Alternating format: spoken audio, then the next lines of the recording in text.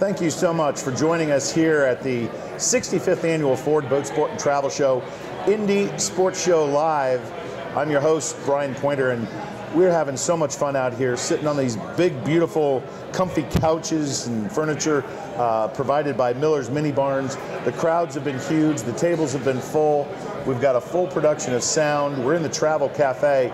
So watching all these people go by has been a real treat for us. We've had so many great legends in fishing and so many great personalities that we are looking forward to the rest of our day today, and then on Sunday, and of course Saturday and Sunday next weekend. The whole reason that we're here, it is the Boat, Sport, and Travel Show. Boats are a big part of that. Absolutely. At least it's a big part for our guest. And you know, I can't thank you enough. Mark Doherty, thank you so much for being here. You have a very particular niche in this boat show.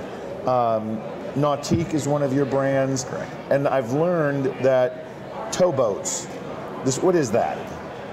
Towboats are classifying any boat that is specifically any recreation that is towed behind the boat. So with our brands, Nautique, Centurion boats, Supreme boats, we specialize in any activity that's hook a rope up to the boat and it tows you, from tubing, kneeboarding, wakeboarding, surfing, barefooting, slalom skiing. That's what we do. So I had the opportunity to watch one of my favorite movies, The Great Outdoors. Oh yeah. You sell Suck My Wake. Oh yeah. Oh, he's going. Yeah. That's the type of boat we're talking about. Not quite Suck My Wake, but yeah, that activity of going crazy behind the boat. Yeah, for That's sure. Great. For sure. So, can't you tow anything behind a boat? Any boat? You can.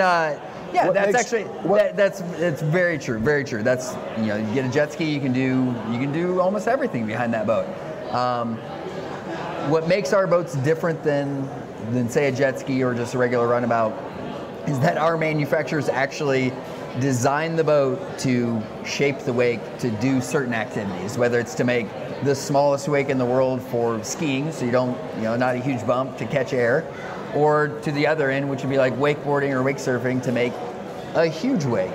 Now, in the grand scheme of things, we all need to be, wake surfing is the new thing that's driving our industry, and there's a lot literally, more I've seen this done, and I've been out on a few lakes and watched.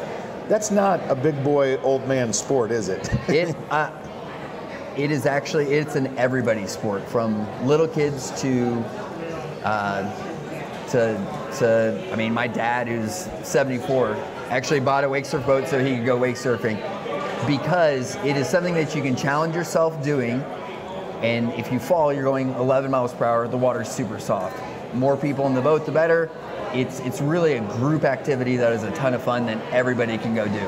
So I'm familiar with kneeboarding, skiing, of course, and then you've been talking about wake surfing, and I know that literally is what it is. Sounds like you're on a wake or on a surfboard. A surfboard. Yep. So it's interesting. The boat creates between 10 to 11 miles per hour, creates a wave behind the boat that's about 3 feet tall, and you get up with a rope, and then once you catch the wave, the rope goes slack, and you can just throw it back in the boat, and the wave is pushing you forward, just like out in the ocean, except you can be in central Indiana and go wake surfing. The beautiful thing about boating is there's so many. You can get the old tri-tune. Absolutely. You get the cocktail cruiser. You can get the runabout, as you said. But these have come. The technology in these things is pretty amazing. Is it true that you can actually adjust how that wake is made?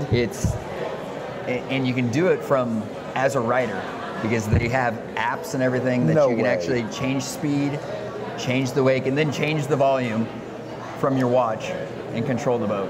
And you gotta have loud music, right? You have to have some respect for other boaters out in the lake and where you're at. But yeah, and there's many that don't. Absolutely, and I think there's some education that can happen. But yeah, it's a lot of fun. It's a lot of fun. I've heard you talk about a long history here at the Boat Sport and Travel Show. Yeah. Why is this show important to a boat owner-operator like yourself? The boat show has always signified for me the beginning of the season, and where you get to see everybody. As a dealer, you can see all your customers come through and meet new people. And it's at the end of February, and right after that's March, that really kicks off the season, and you really get to showcase your product with everybody else's product here, and it really starts the excitement for the year. It's the boat show. It used to be the boat show was you go to the boat show to get educated and buy a boat there. With the power of the internet, everybody, our consumer or our customers are educate beforehand, really know the product really well, but you still need that relationship-based transaction, and you really are building relationships long-term with that customer. Well, Indy Sports Show Live gives you good luck, because I understand you sold your first boat before your appearance here. That's exactly right. And that's a good start to a long 10-day run. Yeah. And the Renfros do such a great job of making this so that you can do business and create relationships. Yep. And what I want to make sure I'm clear, I mean, you're out here to sell boats. Absolutely. You're not just showing your goods, but you're out here to sell boats. Yep. Is this a good time to buy a boat? From a boat dealer standpoint, it's always a great time to buy a boat. But yeah, no, this season, we can still order boats. We're ahead of the warm weather coming. We still have order slots that are available, and it's a great time to do that, because we have demo days that are coming up in March, which is only a couple of weeks away, and it's a great time to get moving forward. So you see a lot of people that come through. Yeah. A lot of people like me that just like to look at the shiny sparkles. Right. And then you have the educated, maybe the second, third, fourth boat Absolutely. Purchase. If I'm one of those people that says, I think those boats are cool, I'd like to think about that. What are you hearing from them? What should they come and be prepared to ask you about? How do you help them pick the right boat? Absolutely. So there's tons and tons of information. And what we really try to do at N3 Boatworks is really try to figure out how you're going to use the boat, how many people are out in the boat, where you're using it at, what kind of activities, and then start steering you down a path and start narrowing down a huge amount of boats that we can look at down to 2 or 3. And then from there we can talk about amenities and what works, and then obviously budgets come in there, and just start narrowing down. I know. It's heard that objection. Strange. So what's the entry level point for one of these boats? Our boats start around in the 60 grand range, and then multiply from there. Accessorizing. Yes, accessorizing in different models, and they get larger, and they get into high 6 figures. So of $180 some thousand dollars, not like $900,000. I think I'm going to stick with the old tri-tube. Okay. But that being said, this is a great growing segment. You've seen this explode, I'm sure, over the last 10 years? Yeah, absolutely. Actually, first time I came to Renfro production, I was actually here with a pro shop in '98, and early 2000 started with another dealership. So we've been coming as a boat dealer from 2000. So we sell a whole bunch of little ski boats, and now all our boats have really grown and gotten into big family boats. So N3 Boatworks, big fish, small pond. Are you unique in the industry?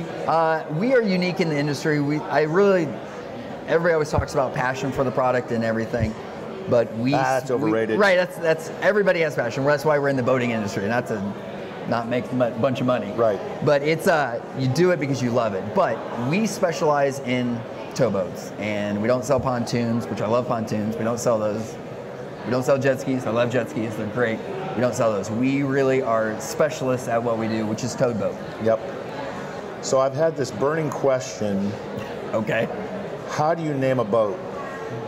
That's actually a really good question, and I don't know if I'm the best person to do that. What are some of the great stories of when people come back to you for service or storage, and you say, how did this boat get its name? Give me some stories. There's all I can, strangely, all the ones I can think about, I can't really say out loud, and it's like make you blush a little bit. But yeah, that's there's some interesting ones. Yeah. So there's no rules to follow. There's no rules, but it has to be.